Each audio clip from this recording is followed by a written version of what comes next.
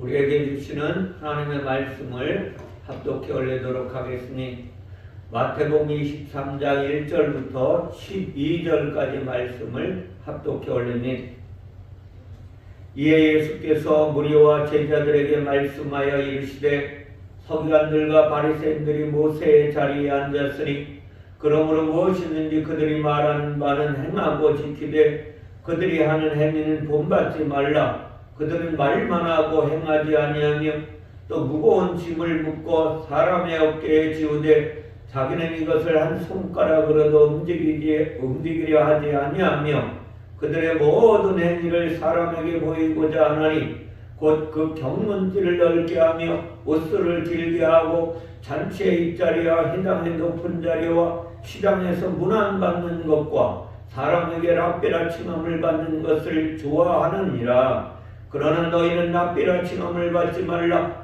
너희 선생은 하나요 너희는 다 형제니라. 땅에 있는 자를 아버지라 하지 말라. 너희의 아버지는 한 분이시니 곧 하늘에 계신 이시니라. 또한 지도자라 칭함을 받지 말라. 너희의 지도자는 한 분이시니 곧 그리스도시니라. 너희 중에 큰 자는 너희를 섬기는 자가 되어야 하리라. 누구든지 자기를 높이는 자는 낮아지고 누구든지 자기를 낮추는 자는 높아지리라. 아멘. 오늘 말씀을 중심으로 해서 모세의 자리와 그리스도의 자리라는 제목으로 하나님의 교훈을 함께 나누기를 원합니다. 이제 어느덧 예수님의 비유 시리즈를 50번째 왔어요. 2주 동안에는 예수님이 누구를 바리새인과 서기관들에게 신랄하게 질문을 해가시는 이야기를 통해서 하나님의 은혜를 나누었습니다. 근데 오늘은 예수님께서 누구를 앞에 두고 하시냐면 제자들 앞에서 말씀하셔요. 제자들 앞에서 말씀하시는데 그동안에 신랄하게 질문했던 서기관들과 바리새인들에 대한 이야기를 하십니다. 그냥 하시는 게 아니라 서기관과 바리새인들을 힐난하시는데 심하게 고정을 하고 계세요. 그들이 모세의 자리에 앉아 있다고 말씀을 하시네요. 뿐만 아니라 많은 사람에게 무거운 짐을 지웠다라고 말씀하세요. 그리고 그들은 잔치에 윗자리에 앉고 사람들에게 높임을 받는 것을 좋아한다고 아주 심각한 말씀을 해가시네요. 예수님은 이렇게 말씀하신 게 아니라 바리새인과 서기관들에게 이 땅의 마지막 선지자였던 사도 세례 요한도 그들 향하여 무슨 말을 하느냐 하면 요한복음 3장 7절에서 많은 바리새인들과 사두개인들이 세례 베푸는 곳으로 오는 것을 보고 그들에게 독사의 자식들이라고 말합니다. 누가 너희를 가르쳐 임박한 진노를 피하라고 하더냐라고 아주 세상 말로 하면 핍박을 하고 저주를 하는 거예요. 누구에게? 바리새인과 서기관들에게. 뿐만 아니라 예수님이 마태복음 12장에 가면 예수님이 귀신을 쫓아낸 이야기를 이제 듣고 그 자리에서 보고 바리새인들이 이렇게 이야기해요. 아, 그 예수가 바알세불, 왕 바알세불을 힘입지 않고는 귀신을 쫓아내지 못한다 라고 예수님을 조롱합니다. 조롱하는 그들을 향하여 예수님은 독사의 자식들아, 너희는 악하니 어떻게 선한 말을 할 수 있느냐, 이런 마음에 가득한 것을 입으로 말함이라 라고 말했습니다. 예수님이 특히 바리새인과 서기관들을 향하여 그렇게 말씀을 하셨다는 거예요. 우리는 성경을 볼 때에 예수님과 세례 요한이 바리새인과 서기관들을 아주 나쁘게 평가한 것을 보고서는 바리새인과 서기관들을 향하여 오해를 하고 살 때가 너무나 많아요. 이 바리새인과 서기관들은 첫 번째로 아주 타락한 존재라고 생각을 하는 거예요. 이들은 아주 하나님을 따라가려고 하는 자들을 이용해 먹는 존재들이다라고 생각할 때가 많습니다. 그리고 그들이 많은 백성들을 자기의 유익을 위해서 탄압했다고 생각합니다. 그래서 그들은 높은 자리에서 군림을 하고 아주 적당한 분위기가 만들어지는데 말을 보면 분명하게 그렇게 보이잖아요. 이 말씀을 읽는 대부분의 사람들은 즉시 무엇을 이야기하면 세상의 도덕과 윤리 이야기로 돌아가 버리고 말아요. 형편없는 존재다. 도덕적으로나 윤리적으로나 완전히 나쁜 사람들이다. 그렇게 이야기하는 경우가 너무나 많이 있는 곳이 이 나라 교회예요.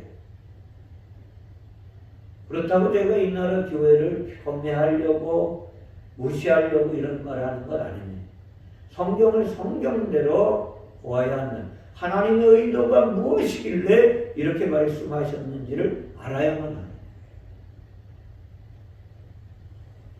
예수께서 서기관들과 바리새인들을 책망하신 내용의 초점이 윤리와 도덕적인 이야기가 아니라는 것을 아셔야 합니다. 예수님은 구원과 영생에 대한 말씀을 하시려고 오신 분이지 도덕과 윤리적인 이야기를 하시려고 오신 분이 아닙니다. 그러므로 복음과 진리에 관한 이야기를 예수님이 하신다는 거예요. 이 큰 방향을 빗나가면 엉뚱한 길로 가게 되는 거예요. 예수 믿는 사람들이 하나님의 교훈을 받기란 어려운 거예요. 교회는 열심히 다니지만 그 나쁜 사람들이니까 예수님이 그렇게 하셨겠지라고 그냥 넘겨버리는 거예요. 도덕과 윤리는 예수님이 말씀하시지 않아도 세상에 너무나 차고 넘치잖아요. 세상에서. 이것을 우리는 잘 아셔야 돼요. 그러나 세상에 넘칠 만큼 도덕과 윤리를 강조하고 주장하지만 그것을 통하여 많은 사람들이 변화되지는 않는다는 거예요. 도덕과 윤리를 가르치고 훈계하여도 세상은 여전히 전쟁이 일어나고 여전히 싸움만 하고 있어요. 이민족만 봐도 마찬가지잖아요.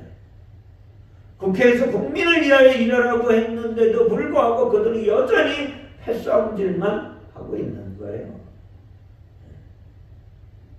시대를 막론하고 범죄자들이 끊이지 않고 일어나고 있어요. 스스로 불행하다고 여기는 사람들이 넘쳐납니다. 도덕과 윤리가 말하는 바는 맞는데 문제는 그것을 실천하여 행복을 만들 능력이 도덕과 윤리 안에는 없다는 거예요. 참 기쁨과 참 만족을 누리지는 못한다는 것입니다. 그렇다면 오늘 예수님이 책망했던 서기관들과 바리새인들이 도덕과 윤리적으로 타락했느냐? 그쪽으로 보면 우리는 하나님의 교훈을 잘 모르는 거예요.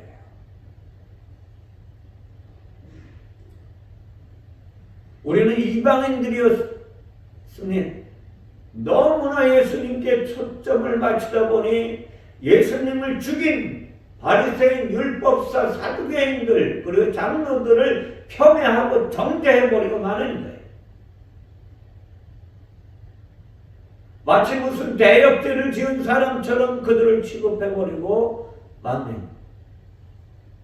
하지만 실상은 그렇지 않아요. 예수님을 만나 거듭난 바울의 고백을 들어보면 이 땅의 바리새인과 서기관들의 자리가 얼마나 놀라운 이야기인지 알 수 있습니다. 바울이 거듭나서 이제 성령에 이끌는 받아 하나님의 일을 감당하다가 대제사장 아나니아에게 끌려갑니다. 아나니아가 바울 곁에 있는 사람에게 바울을 치라고 이야기해요. 그런데 바울이 그 아나니아 제사장을 향하여, 대제사장을 향하여 해칠한 담이여, 하나님이 너를 치시리로다. 내가 나를 율법대로 심판한다고 앉아서 율법을 어기고 나를 치라고 말하냐? 라고 대제사장을 책망합니다. 근데 그 옆에 있는 사람이 하나님의 대제사장을 네가 욕하냐? 라고 바울을 또 책망해요. 그러자 바울이 형제들아, 나는 그가 대제사장인 것을 알지 못했다. 기록되었을 때 너의 백성의 관리를 비방하지 말라고 성경에서 말씀하셨는데 내가 잘못했다. 라고 고백합니다. 그렇다면 이 땅에 바리새인과 서기관들이 그렇게 윤리적으로 봐도 헐뜯을 만한 삶은 안 살았다는 거예요.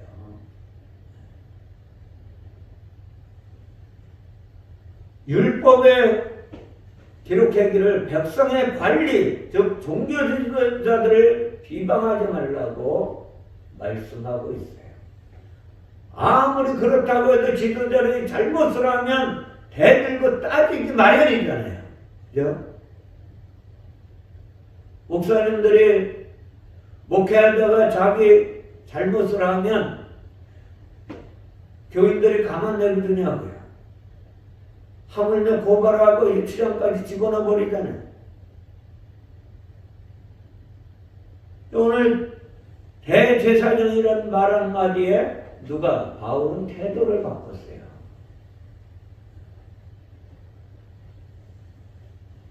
당시 대제사장은 그럴 만한 권위를 가지고 있었다는 것입니다. 이 권위는 단순히 율법에서 나온 것만이 아닙니다. 율법을 잘 지킨 것에서 나오는 거예요. 율법을 잘 지켜야 하나님의 권위가 나온다는 거예요. 대제사장의 권위가. 만약에 대제사장을 비롯해 율법의 지도자들이 율법의 모범이 되지 않았다면 유대교는 무너져 버려야 돼요. 근데 무너지지 않고 지금까지 존재하고 있습니다. 백성들은 그들의 권위를 인정하지 않고 따라가지 않을 것입니다. 종교 지도자들은 백성의 그 누구보다 율법을 철저히 지켰던 자들이 수없이 말씀드리면 바리새인과 세리의 기도에는 이것이 잘 드러나 있으니 바리새인들은 율법에 기록한 것들을 철저히 지켰고 그로 인해 백성들에게 존경을 받았습니다. 우리가 정확히는 알 수 없지만 지금 유대인들이 전 세계에서 가장 존경을 받고 살잖아요.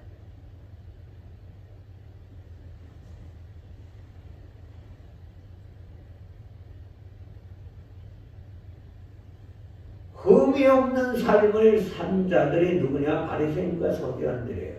종교 지도자들이.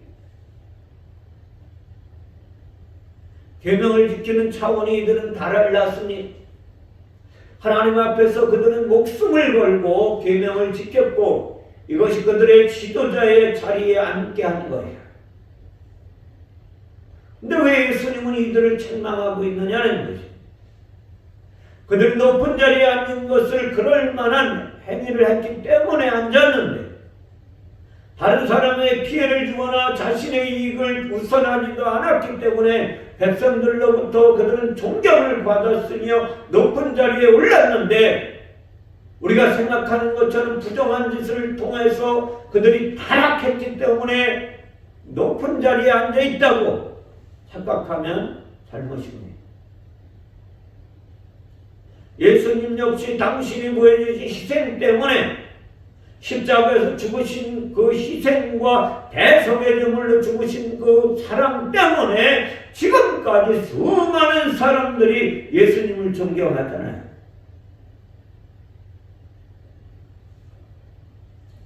그런데도 예수님이 그들을 책망하셨다면 그 이유는 다른 곳에서 찾아야 된다는 것입니다.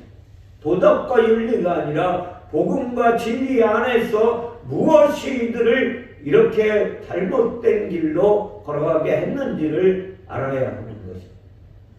모세의 자리는 율법의 자리인 것이 분명합니다. 모세는 하나님의 율법의 말씀을 받았던 장본이에요. 육체의 법은 육체의 죄를 정하는 법인, 육체의 죄를 드러내는 것이 무엇입니까? 율법이에요. 율법을 통해서 죄를 드러내는 것이에요. 그러므로 율법은 자연스럽게 뭐가 돼요? 재판관의 자리에 앉게 되는 거예요. 사람들의 죄를 드러내어 재판하고 올바른 길로 인도하게 만드는 것이 율법의 본질입니다. 유대인들은 특히 그들의 종교 지도자들은 이러한 심판을 받지 않으려고 부단히 노력한 장본인들 중에 하나입니다.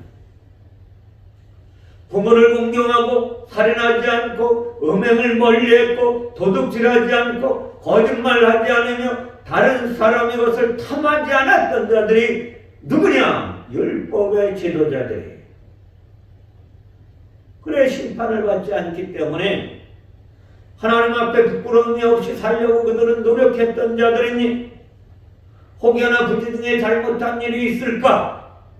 그들은 동물을 잡아서 제사를 지냈던 자들이니 알고 지은 죄, 알고 지은 것, 알지 못하고 지은 것, 이러한 것들까지도 하나님 앞에 용서받으려고 그들은 제물을 주님 앞에 드렸어요. 욥은 그러한 삶을 살았던 자이니 욥기서 1장 5절에 보면 그들이 차례대로 잔치를 끝내면 욥이 그들을 불러다가 성결하게 하되 아침에 일어나서 그들의 명수대로 번제를 드렸으니 이는 욥이 말하기를 혹시 내 아들들이 죄를 범하여 마음으로 하나님을 욕되게 하였을까 하니라. 욥의 행위가 항상 이러하였더라. 아멘.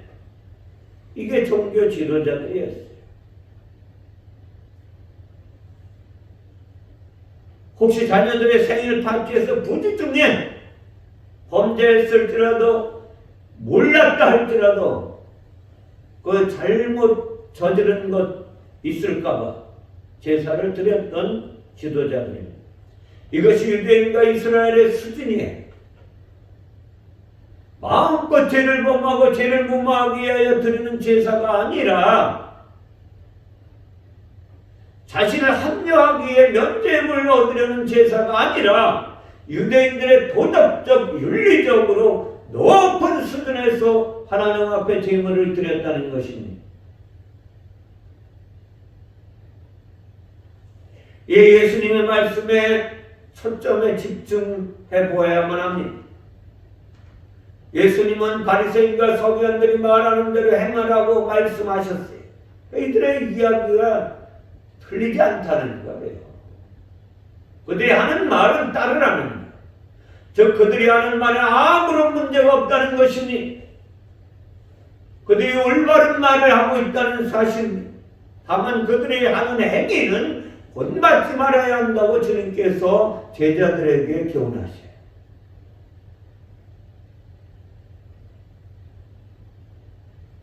문제는 말이 아니라 행위라는 것이니 여기에 문제 해결의 열쇠가 있습니다. 종교 지도자들이 하는 말은 하나님 말씀인 율법을 가르쳤던 것입니다. 그들이 하는 행위는 제사와 예물을 드렸으니 철저히 그들은 제사와 예물을 하나님 앞에 드렸어요.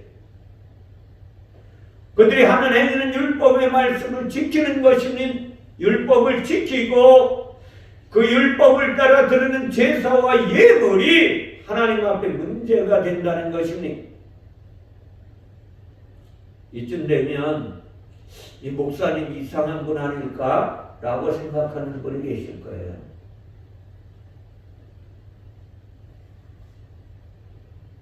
왜 이것이 문제가 됩니까?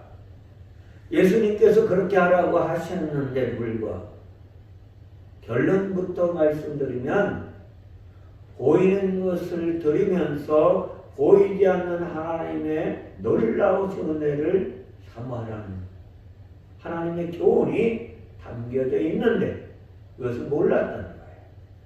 그것을 모르고 행위로만 거룩해지려고 했던 것입니다.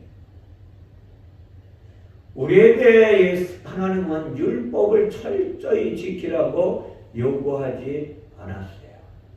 이것을 말씀드리면 저 목사는 이상한 분 아닐까? 라고 생각할 수 있어요. 제사와 제물도 요구하지 않았다는 거예요. 에레미야서 7장 22절에서 23절 말씀을 보시겠습니다. 여기서 뭐라 그러냐면 에레미야가 하나님의 말씀을 받아서 선포하는 선지자거든요. 근데 거기 말씀에 보면 사실은 내가 너희 조상들을 애굽 땅에서 인도하여 낸 날에 번제와 희생에 대하여 말하지 아니하며 명령하지 아니하고 오직 내가 이것을 그들에게 명령하여 이르기를 너희는 내 목소리를 들으라. 그리하면 내가 너희 하나님이 되겠고 너희는 내 백성이 되리라. 너희는 내가 명령한 모든 길로 어떻게 하라고요? 걸어가라. 그리하면 복을 받으리라 하였으나 그렇게 하지 않았다는 거예요. 하나님께서 이스라엘에게 번제나 희생을 말씀하시는 것이 아니라 그렇게 명령하신 적도 없다는 것이 이것이 하나님께서 이스라엘 백성들을 향하여 주장하시는 거예요. 누구에게? 에레미야 선지자를 통해 너 이 말 해라.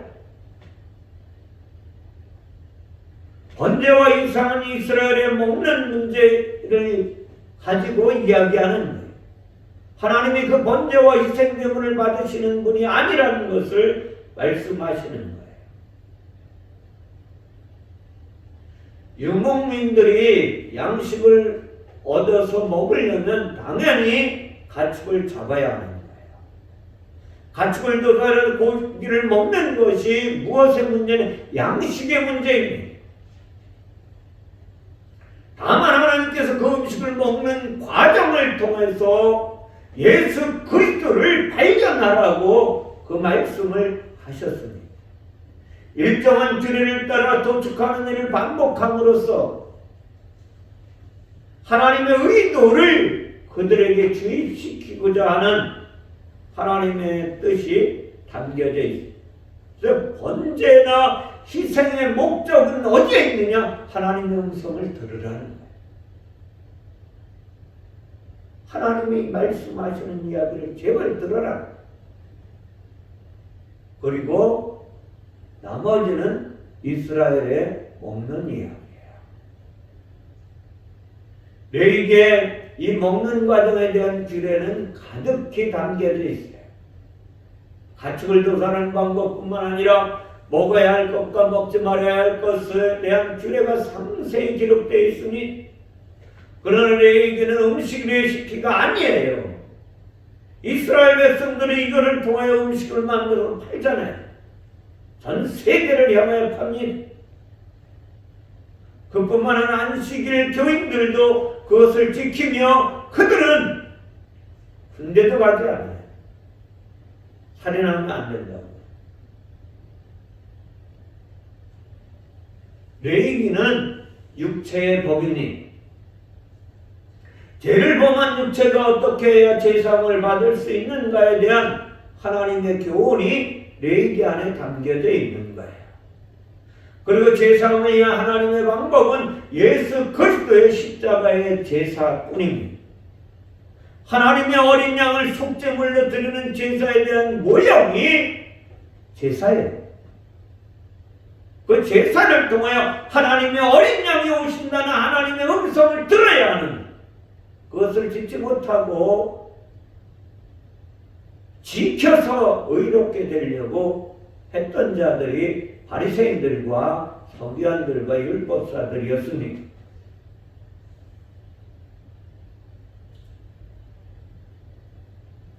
하나님의 어린 양을 속죄물로 드리는 제사에 대한 모형이 레위기의 제사법입니다. 그것을 통하여 예수 그리스도가 오실 것을 늘 기다리고 그 음성을 들으라는 거예요. 근데 그렇게 하지 않는 거예요. 이스라엘 율법 속에서 예수를 읽어냈다면 예수님이 그렇게 독사의 자식들이라고 그 지도자들, 율법을 가르치는 지도자들을 향하여 신랄하게 책망하시지는 않았을 것이니, 예수가 아니라 제사와 제물과 율법을 지키는 것으로 그들은 읽고 말았어요. 율법은 하나님이 지키시는 법이라고 제가 말씀드렸습니다. 사람이 지키는 법이 아니에요. 율법을 약속한 분도 하나님이십니다. 그 약속을 지키시는 분도 하나님뿐이에요. 사람은 지킬 수도 없고 지켜서도 안 되는 거예요. 그 법이 율법입니다. 자신을 제물로 드려서 다른 사람의 죄를 속할 수 있는 사람은 아무도 없다는 것입니다. 자신을 제물로 드릴 수 있겠지만 그 흘린 피가 죄를 사할 능력을 가진 사람은 아무도 없다는 것입니다. 율법의 핵심은 제사함을 위해 피를 흘려야 한다는 것을 교훈하시는 것입니다. 그 흘려질 피는 거룩한 피라야 된다고 주님께서 말씀하시는, 그래서 흠이 있는 어린 양은 안 된다고 말씀하신 거예요.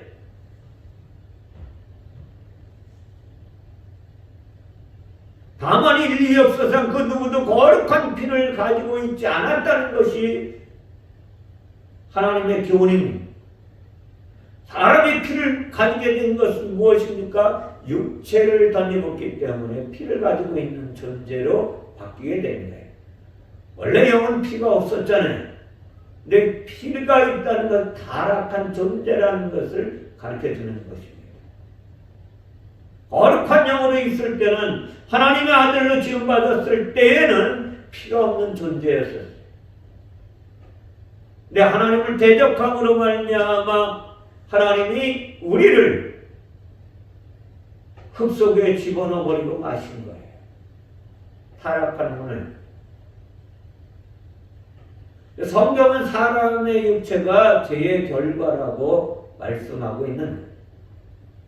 죄가 있어서 육체를 입게 되었고 육체가 있어서 피를 흘릴 수가 있다는 것입니다. 영은 피가 없는 것입니다. 사람은 본래 영으로 지음받았다고 말씀드렸어요.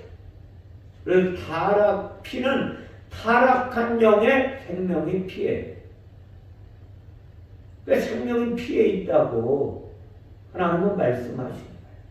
그 피가 흘려지면 죄가 사해집니다. 다만 어떤 사람은 피를 흘린다면, 자기의 죄 때문에 피를 흘리고 죽는다면 자기의 죄는 사해질지 모르지만 그 생명이 끝나버리고 마는 거예요. 아무 소용없는 거예요. 자신의 죄값으로 피를 흘리고 사망에 이르는 것뿐이니, 따라서 대속이 필요했던 거예요. 누군가가 대신하여 피를 흘려야 합니다. 그래서 구약은 대속의 피 흘림을 교훈하기 위해 유목민의 가축 도사를 그 교훈 가운데 담아 놓으신 분이 하나님이세요. 이것이 교훈이고 그림자라고 말씀하고 있습니다. 실상은 그리스도의 십자가의 대속의 피 흘림이 있어야만 하는 것입니다. 오늘 제목이 모세의 자리와 그리스도의 자리라고 말씀드렸습니다. 오늘 예배하고 있는 저 여러분들은 무슨 생각을 하고 계신지 잘 아셔야 돼요. 내가 열심히 예배드려서, 내가 열심히 헌금해서, 열심히 봉사해서 거룩한 하나님의 사람으로 살리라 라고 생각하신다면 착각이라는 거예요. 바리새인과 서기관들과 다를 바가 없다는 것입니다. 예수님 우리와 다르신 분이, 그분은 하나님이시니, 근데 그분은 육체를 입고 이 땅에 오셨는데 죄 때문에 육체를 입고 오신 분이 아니라는 거예요. 왜 그러냐 하면 그분의 육체 안에 거룩한 영 성령이 계시기 때문에 그렇습니다. 성령으로 잉태하셨기 때문에 그분은 거룩한 분이에요. 예수님은 거룩한 영이라서 육체를 입으실 필요가 없었던 분이니,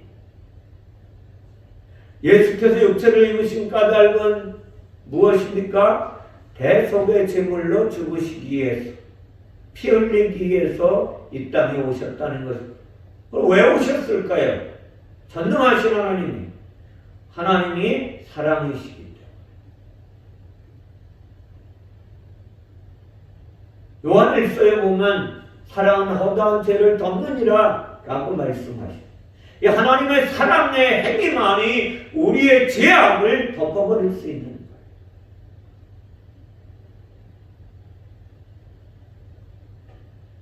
율법이 말한 바 피 흘림이 있어야 죄사함이 있다고 말씀하셨습니다. 그렇게 말씀하신 그 흘려질 피는 어린 양이신 예수 그리스도의 피밖에 없는 거예요. 동물을 잡아서, 아무리 깨끗한 동물을 잡아서 드린다 할지라도 그것으로는 우리의 죄가 온전히 해결되지 않는다는 것입니다.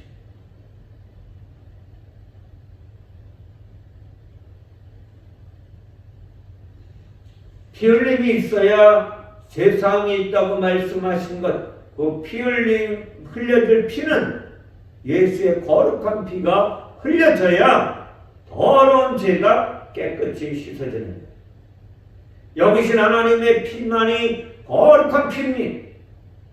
그 피가 흘려져야 타락한 영의 죄가 씻겨지는 것입니다. 이것이 율법이 가르쳐 주시는 하나님의 교훈이에요. 히브리서 5장 22절에 보면 율법을 따라 거의 모든 물건이 피로써 정결하게 되느니 피 흘림이 없은즉 사함이 없느니라. 아멘. 바리새인과 서기관들은 율법을 기록하고 전하고 가르친 장본인들입니다. 그것에는 아무런 문제가 없었으니 율법 속에 예수의 피 흘림이 담겨져 있는 거예요. 그들이 날마다 어린 양의 피, 소의 피를 잡아서 드리면서 오실 예수 그리스도를 바라보지 못한 것입니다.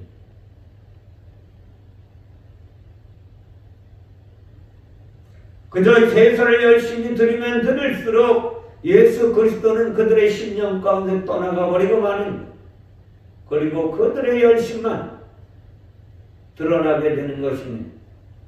바리새인과 서기관들이 지킨 율법은 복음과 진리가 아니라는 것입니다. 도덕과 윤리를 따라가는 거예요.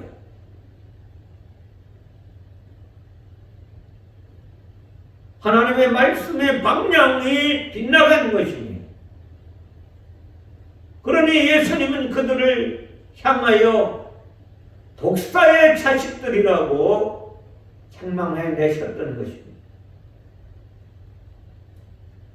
종교 지도자들이 이 빗나간 율법의 행위를 백성들에게 가르치고 부추겼던 것이니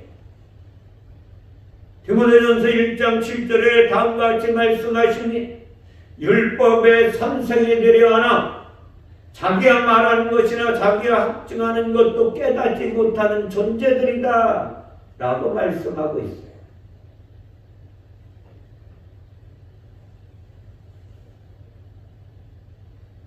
백성들이 지도자들이 가르친 대로 행하면 행할수록 어떻다는 거예요? 구원에서 멀어진다는 거예요. 죄가 씻겨지는 것은 고사하고 하나님의 의도조차도 깨달을 수 없다는 것이니 예수께서 말씀하신 바 무거운 짐은 죄의 짐을 짊어진 거예요. 사람의 육체를 입은 것은 죄 때문에 육체가 죄의 짐이니 영이던 사람이 육체를 입은 것이 짐을 짊어지고 살아가는 거예요. 영은 무거운 짐이 없다는 것을 아셔야 돼요. 영은 자유자입니다. 예수님은 그 무거운 영의 짐을 대신 지시려고 오셨다는 거예요. 종교주의들의 영은 그 영의 짐은 놔두고 육체의 열심으로 죄의 문제를 해결해 보려고 노력한 자들입니다. 이것은 오히려 영의 짐을 육체의 사람들에게 더욱더 무겁게 만드는 꼴이 되어버렸다고 주님은 오늘 교훈하시니, 그래서 예수님이 바리새인과 서기관들을 책망하신 이유가 바로 여기에 있으니 도덕적인 결함이나 윤리적인 타락을 책망하신 것은 아니에요.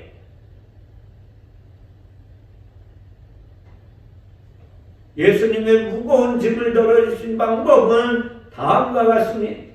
주님께서 마태복음 11장 28절 이하에 다음과 같이 말씀하셨으니 수고하고 무거운 짐진 자들아 다 내게로 오라. 내가 너희를 쉬게 하리라. 나는 마음이 온유하고 겸손하니 내게 와서 나의 멍에를 메고 내게 배우라. 그리하면 너희 마음에 쉼을 얻으리니 이는 내 멍에는 쉽고 내 짐은 가벼우니라 하시니라. 아멘. 예수께서 무거운 짐을 덜어주신 방법이 멍에를 지는 것이라고 말씀하고 있습니다. 멍에가 뭘까요? 멍에. 멍에는 십자가예요. 십자가. 이 구절도 잘못 읽으면 유독 도덕과 윤리에 빠지게 되는 것이거든요. 예수님은 마음이 온유하고 겸손하다고 하니까 습관적으로 우리는 그렇게 돼버리고 말아요. 성경의 온유가 무엇입니까? 온유는 성경대로 사는 거예요. 성경대로 사는 게 온유입니다. 다시 말씀드리면 순종하는 거예요. 예수님의 온유는 부드러운 마음이 아니라는 것을 아셔야 돼요. 아버지 하나님께서 너 이제 십자가에 올라가라고 말씀하실 때에 순종하는 것이 온유입니다. 그렇다고 예수님께서 무조건 온유에 이르는 것은 아니라는 사실도 아셔야만 돼요. 겟세마네 동산에서 예수님은 3번씩이나 십자가를 지지 않으면 안 되겠습니까? 라고 아버지께 물어봐요. 정말로 지고 싶지 않은 십자가인데 그는 하나님의 말씀대로 짊어지셨어요. 육체가 성령의 이끌림 받아서 순종하신 것입니다. 이것이 예수님의 온유에 겸손 또한 이와 다르지 않은 것입니다. 겸손은 전능하신 하나님이신데도 불구하고 이 낮고 낮은 천하고 천한 이 땅에 임하신 거예요. 오직 만물의 주권자이심에도 불구하고 이 죄인의 자리에 임하신 것이 하나님의 겸손이라는 걸 잊지 마시기 바랍니다. 영계에서 물질 세상으로 우리는 쫓겨온 존재들. 인간은요 아직도 이 습성을 버리지 못한다는 걸 아셔야 돼요. 예수 믿어도 아직도 이 마음이 있다니까요, 안에서. 예수님의 겸손은 성경적으로 보면 세 가지 측면에서 우리에게 교훈해 주시니 거룩하신 하나님이신데도 불구하고 사람의 모습으로 오신 거예요. 육체를 입은 사람은 죄인인 것을 표시한다고 말씀드렸으니 영이 타락하여 죄인이 되어서 육체가 입혀진 것인데 따라서 가장 거룩하신 하나님이 가장 더럽고 추한 모습으로 이 땅에 오신 것이 하나님의 겸손이에요. 겸손의 두 번째는 하늘에서 땅으로 내려오신 것, 영계에 계셨던 분, 거룩한 곳에서 존재할 수 있는 그분임에도 불구하고 그분은 더러운 이 땅에 죄인의 자리에 내려오십니다. 겸손은 예수님이 이 땅에서 행하신 일에 관한 이야기입니다. 예수님 왕이신데 죄인의 친구로 이 땅에 오셨어요. 그리고 십자가의 형으로 돌아가신 것입니다. 가장 비천한 자리, 그리고 가장 잔혹한 죽음의 자리, 그 죽음을 당하신 것이 하나님의 겸손이었습니다. 자신을 겸손하게 보이려고 약간의 미덕을 보이는 그러한 겸손이 아니라는 것이니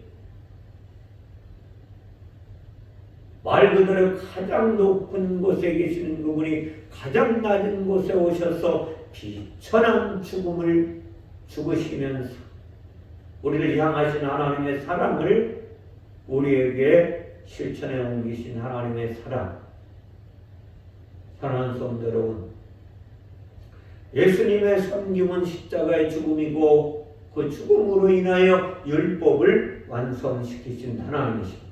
그러니까 율법은요, 사람이 지키는 법이 아니라는 걸 아셔야 돼요. 율법은 하나님만이 지키실 수 있는 법이에요. 하나님이 정하시고 하나님이 지키신다는 법이에요.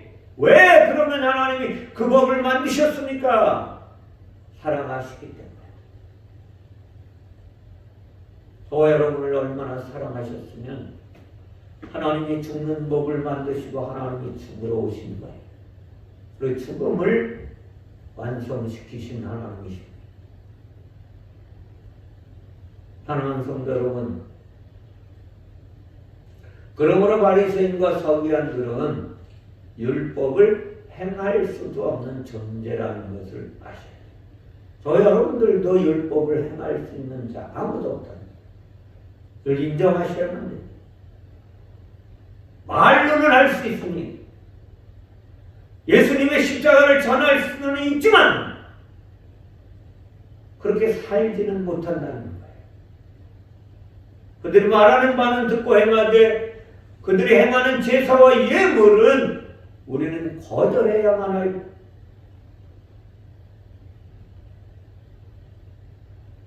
아니 저 목사님 이상한 분이네 라고 말씀하실 수 있어요.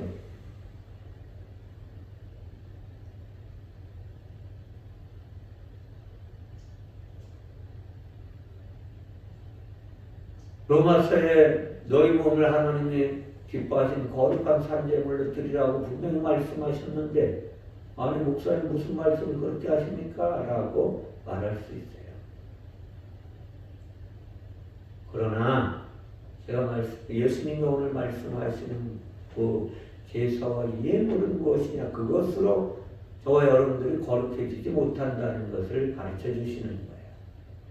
아무리 많은 돈을 내도 아무리 많은 예배를 드려도 그것으로 거룩해지는 것이 아니라 하나님의 사랑으로 하나님의 피로 거룩해진다는 것을 잊지 마시기 바랍니다. 에베소서 2장 8절에는 주님께서 말씀하시는 거예요. 사도 바울을 통해 말씀하셨지만 너희는 그 은혜에 의하여 믿음으로 말미암아 구원을 받았나니 이것은 너희에게서 난 것이 아니요 하나님의 선물이라. 아멘. 요즘에 우리나라에서 히트쳤던 복음성가 중에 모든 것이 하나님의 은혜라는 가사가 있죠. 제가 아는 수많은 목사님들도 그것을 늘 흥얼거리며 다니셨던 모습을 기억해 보네요. 우리는 아셔야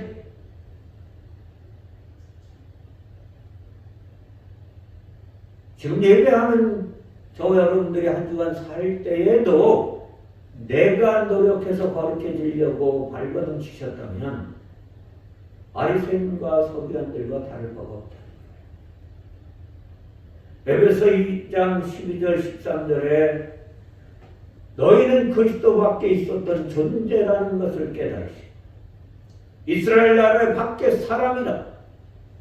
약속의 언약들에 대한 의인이요 세상에서 소망이 없고 하나님도 없던 자가 바로 저와 여러분이에요. 이제는 멀리 있던 너희가 예수 안에서 그리스도의 피로 가까워졌느니라. 아멘. 그리스도의 피로. 그래서 우리는 그리스도의 자리에 있어야 한다는 것이니, 그리스도의 자리에 있는 것이 무엇입니까? 정확히 말씀드리는 성령의 이끌림을 받아 살아야 한다는 것이니,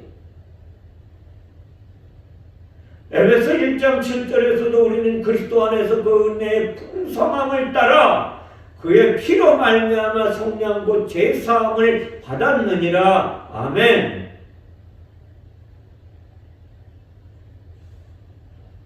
그리스도의 피가 우리를 거룩한 하나님의 사람으로 만들어 가시는 하나님의 일이라는 거예요.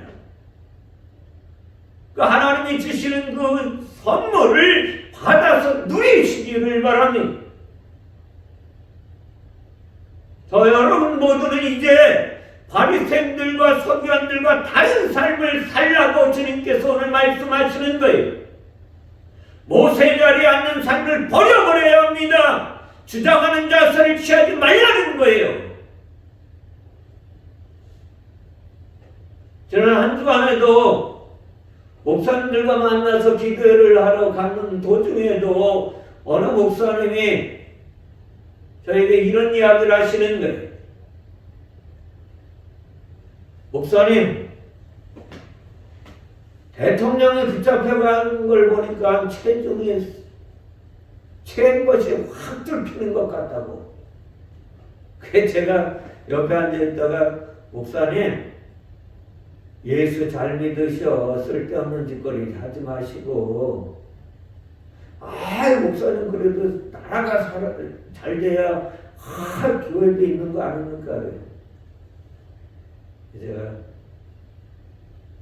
그렇게 말해도 못 알아먹냐? 답답하죠.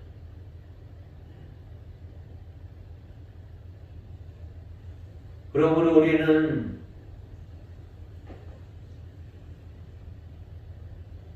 율법이 주장하는 그것들을 버리시기 바랍니다. 그리고 그리스도 안에 살아야 합니다.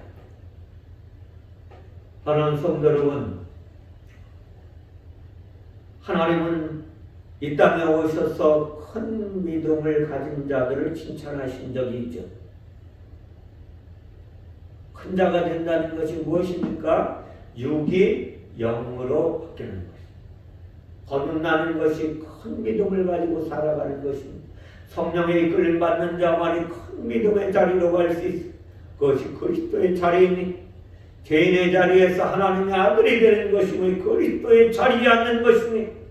그렇게 되는 예수님의 십자가의 대속을 받아서 대속의 은혜 가운데 살아야만 하는 것이니, 예수 그리스도를 영접하는 것이 온유와 겸손의 삶을 살아가는 것이니, 예수를 영접하고 믿음으로 성령을 받는 것이 하나님의 섬김을 받아내는 거예요. 우리는 하나님의 섬김을 받아내는 삶을 살아야만 합니다. 우리가 하나님을 섬기는 것이 아니라 하나님이 우리를 섬기려고 예수 그리스도께서 이 땅에 오셨어요. 그리고 그분이 죽으셨어요. 그리고 예수 그리스도를 보내주신 것을 받아들여야 합니다. 예수 그리스도 죽으시고 성령으로 우리 가운데 오셔서 우리를 영원한 하나님의 나라를 이끄시는 거룩하신 하나님이심을 따라가야만 한다는 것이니, 사랑하는 성도 여러분, 그러므로 우리는 잘 아셔야만 돼요. 진리로 자유케 되는 자들은 누구를 책망하거나 정죄할 수 없는 것이니 나의 나된 것이 하나님의 은혜이기 때문에 그렇게 해서도 안 되고 그렇게 하면 더러운 존재로 바뀌는 것입니다. 예수님은 오늘 우리를 모세의 자리에 앉아있지 말고 그리스도의 자리에 오라고 초청하시는 거예요.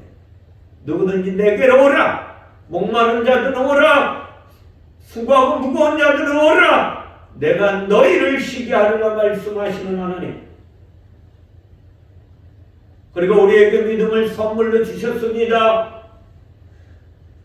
그 믿음을 선물로 주시고 나를 믿는 자는 성경의 이름과 같이 그 배에서 생수강물이 흘러나오리라 말씀하셨던 하나님의 말씀이 이루어지는 것이니 생수강물이 우리 안에 우리의 심령 가운데 흘러나오면 그 사람은 예수 그리스도 안에서 천만족을 누리며 살아가게 되는 것이니 그렇게 되면 놀라운 하나님의 축복을 받아 누리게 되는 것이니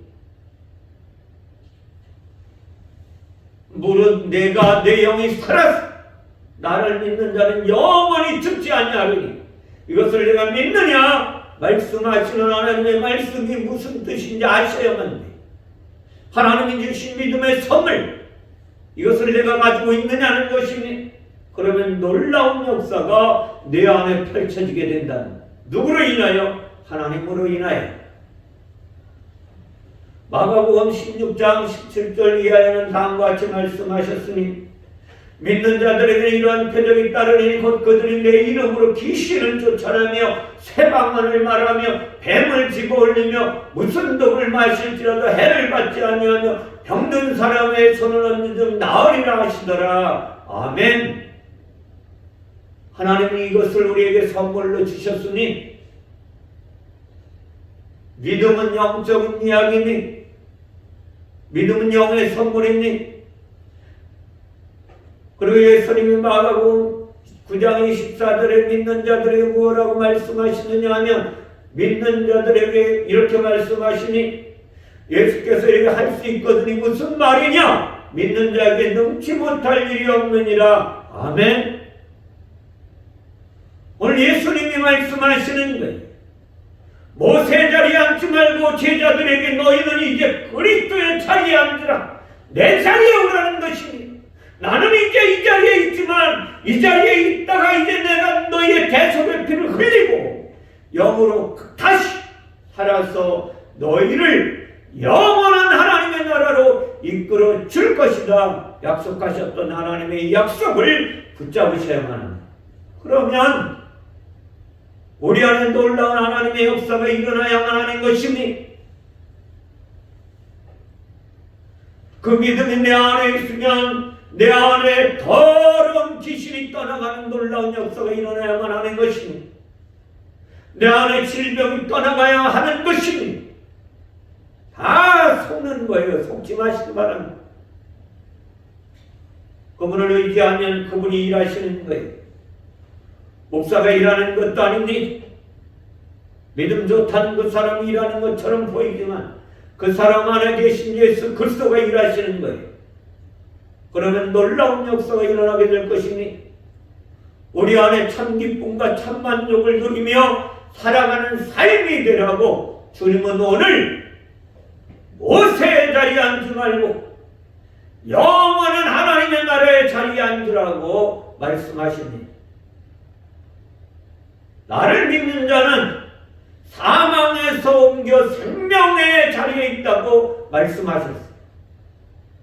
하나님 성도 여러분, 말씀의 결론을 말씀드리고 마치겠으니 더 이상 내 입을 벌려 율법의 말을 하지 마시기 바랍니다. 그리고 그리스도 안에서 진리를 알아 예수 그리스도 안에서 참 자유를 누리는 삶을 살아가시기를 주님의 이름으로 축원을 드립니다. 그래야 예수 안에서 참 기쁨을 누리시며 온전한 믿음으로 우리의 삶 가운데 내 육체의 욕심에 이끌려 살아가지 마시고 성령에 이끌려 영원한 하나님의 나라 참 기쁨이 샘솟는 그 자리에 삶으로 말미암아 나의 인생 가운데 나의 육체의 정욕에 묶여서 실패하는 삶이 아니라 승리하는 삶을 살아내시기를 주님의 이름으로 축원을 드립니다. 기도하겠으니 사랑의 하나님 감사합니다. 오늘 제자들에게 바리새인과 서기관들의 이야기를 하시며 저들의 말은 듣되 저들의 행위는 본받지 말라고 말씀하셨던 하나님, 하나님의 놀라우신 교훈을 함께 나누었으니 전능하신 하나님께서 죄악의 자리에 그 하나님의 사랑을 가지고 이 땅에 오셔서 십자가에서 물과 피를 흘리시고 성령으로 우리 안에 내주하셔서 우리를 영원한 하나님의 나라로 통치하시고 다스리시고 인도하시기를 소원하시는 그 하나님의 뜻이 오늘 예배하는 저와 모든 성도들 안에 이루어지는 놀라운 역사가 일어나게 되기를 소망하며 축복하며 예수 그리스도의 이름으로 기도하옵나이다. 아멘.